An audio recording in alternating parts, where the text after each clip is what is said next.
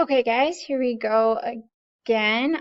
So today what you guys are going to do is you are going to follow along with taking some plot notes for those of you who according to the pretest need just a quick reminder of what are the elements of plot and what does it do. So you guys are going to follow along. You're going to take a couple minutes here, and that sheet that I gave you, you're going to take it and you're going to glue it right into one of the pages of your notes section. So open to your notes section and go ahead and quickly glue this right in there. I'll give you a couple minutes here to do that quick.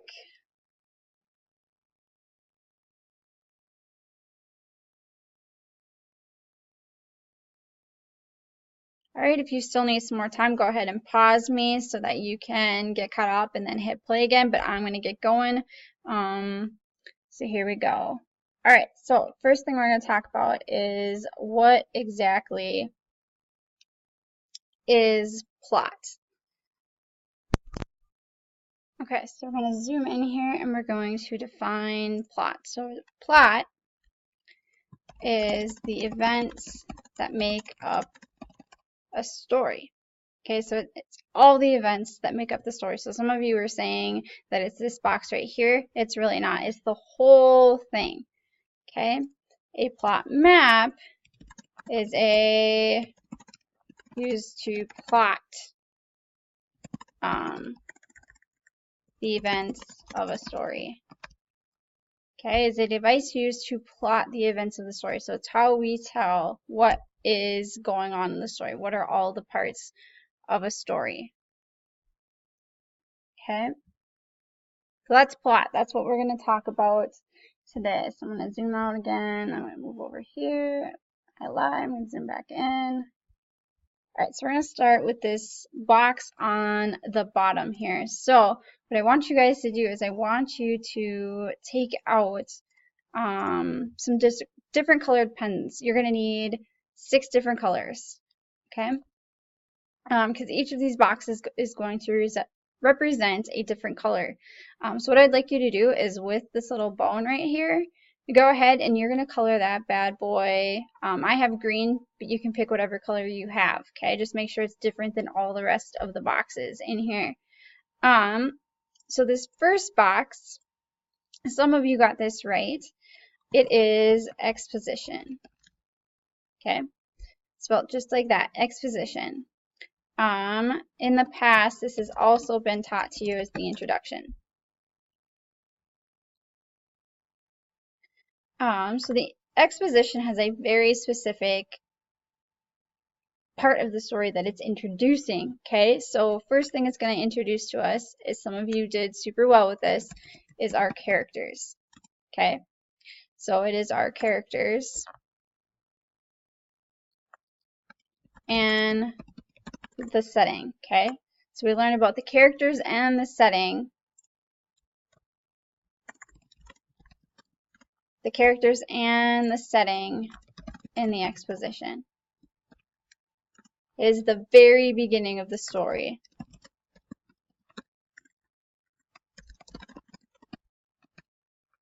So that is our exposition. It's the very beginning of the story. The only thing you should talk about when we are looking at exposition is who are your characters and where does everything take place. So that is the exposition. Oops, so sorry. Okay. This next one, and if I'm going too fast, just go ahead and pause the video so you can get all the notes and catch up. The next one then is our inciting incident. This one is new to you guys. In the past, I think they said rising action, rising action.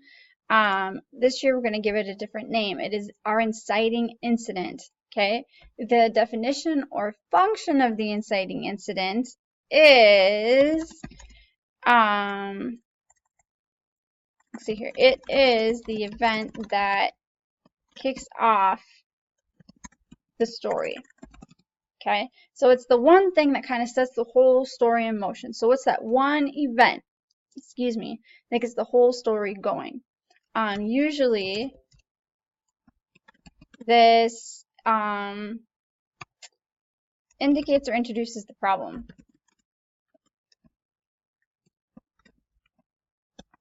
Okay?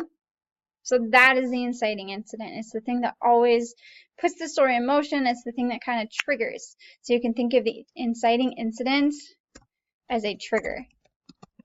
Okay? It is your trigger event. So a lot of you put the inciting incident in your exposition. You are now going to take that and you're going to move it up here. Okay, so in the story with the ghost story, the inciting incident would be that he kept asking her out on a date. He wanted to go on a date with her for the story of an hour. It was that she was told that her husband was dead. Okay, because without those elements, the story couldn't have happened. All right, I'm going to move right along. So remember, if I'm moving too fast, just go ahead and pause the video. So this next element, if you guys hadn't already figured out, is your rising action. So a lot of you got that one right, which is great. Okay, so the rising action, go ahead and write down what do you think the rising action is, and then we're going to check your answer here.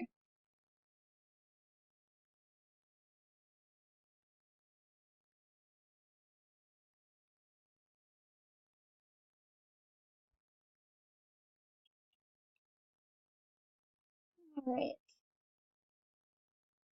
So I hope that you put that the definition or the function of the rising action is it is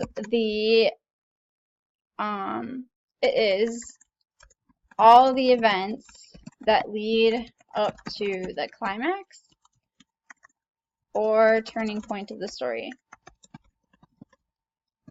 Okay, so this is the thing that leads up to that big part of the story where everything is happening.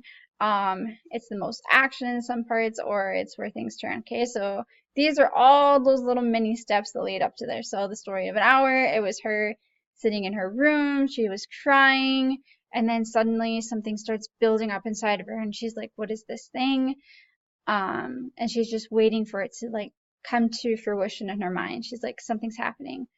What is this thought growing inside me? What is it? What is it? For the Veil story, this was him going back and seeing her the second night. Her saying, meet me here, I'll send you a letter, and him just not being able to focus at work. Okay, so those are all the little things that are leading up to our next part of the story.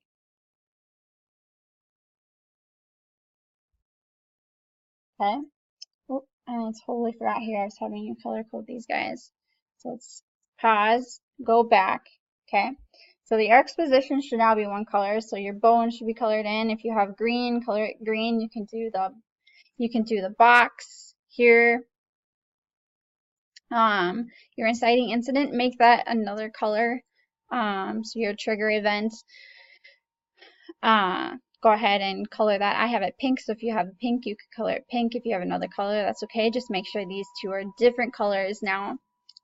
Same thing with your rising action. Give this a new color code your notes a little bit. I think it always helps remember when you can kind of color code them. So make that. I have orange, but if you have a different color, that is all right. So you're going to make that its own color. And now we are finally back to our fourth element of the story. It is, if you guys hadn't figured out, your climax or turning point. So go ahead, I have this blue. If you have a different color, that is fine. Just make sure it's different than all the other elements before it. Color in that bone here. You can outline your box the color that you want it to be. That is fine as well. So turning point or climax, okay? Like I said in rising action, the climax is the point of like most action or highest action in the story, or it is when things shift towards the problem being solved. So one thing I kind of noticed is you guys were only focusing on it being the highest point of action of the story. So with the veil, you said it was when he was being pulled under by this ghost lady from the cemetery. In a story of an hour, it was when her husband showed up and boom, she died because of that. No, those aren't actually the highest points of action. Just because it's the highest point of like things going on doesn't necessarily mean that it's the climax. The climax is also just that shifting point. So what is the event that starts us pivoting towards the end of the story? So for the veil, it was him taking the letter to his close cousin and being like, hey, look at this. This girl gave me this letter. I'm super excited about it. And his cousin's like, hey, that name that's on the letter is of someone who died like a year ago. Okay. That is our climax because that is like the epiphany moments of things are about to start happening. So we're going to start moving towards the end of the story. Okay. Same thing with Story of an Hour. The highest point of action is where she just starts saying, free, free, I'm free. Like she's realizing that she is now her own person. She doesn't have to answer to her husband. Her husband's not going to be there to really control her, even though she loved him.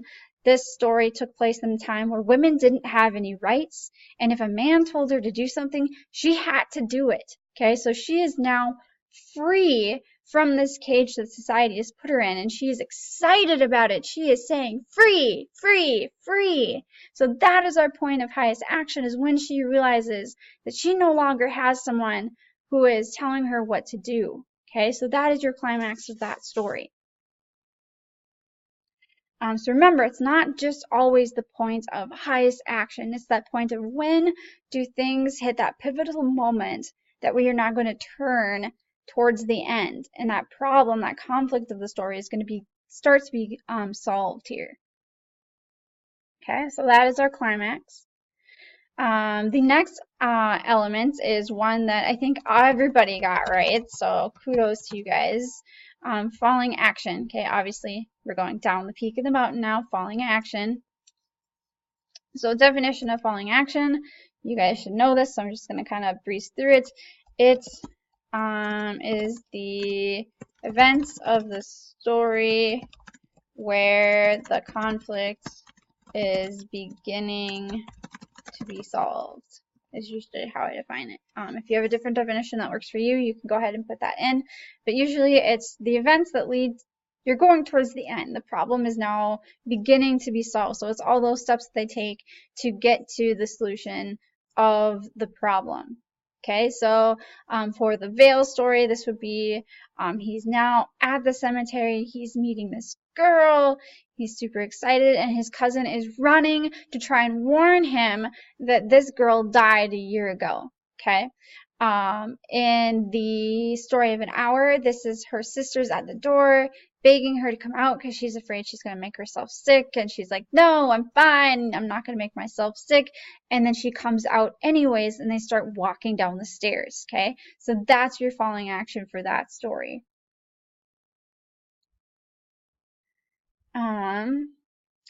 So the very last part, some of you guys put a different word, which is fine. So I think we call it the resolution this year, but I think last year they called it the conclusion.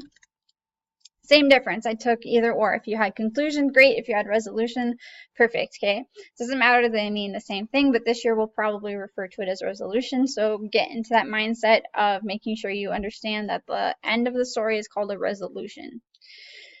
So the resolution is the problem is solved. Excuse my spelling. Solved, and the story comes to an end. Okay. So resolution, exactly what it sounds. The problem is being solved, and the story comes to an end. So the resolution for the ghost story, the veil story, the lady in the veil, is that Carlos is now being dragged into the earth by this skeleton woman that he is so infatuated with, and he dies. So there's our ending, and the problem of the story, we don't know who she is. That has all now been solved, and his cousin is freed from the spell of watching everything happen, and it's too late for him to save him. Okay, so that's the resolution for that.